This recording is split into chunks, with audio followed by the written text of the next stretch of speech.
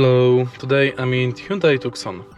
In this video I'll show you how to use front wipers.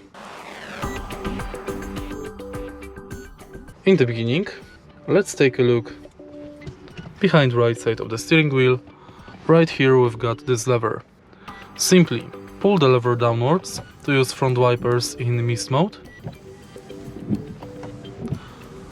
Push it upwards once to use it in auto mode. Auto mode can be adjusted by this part of the lever.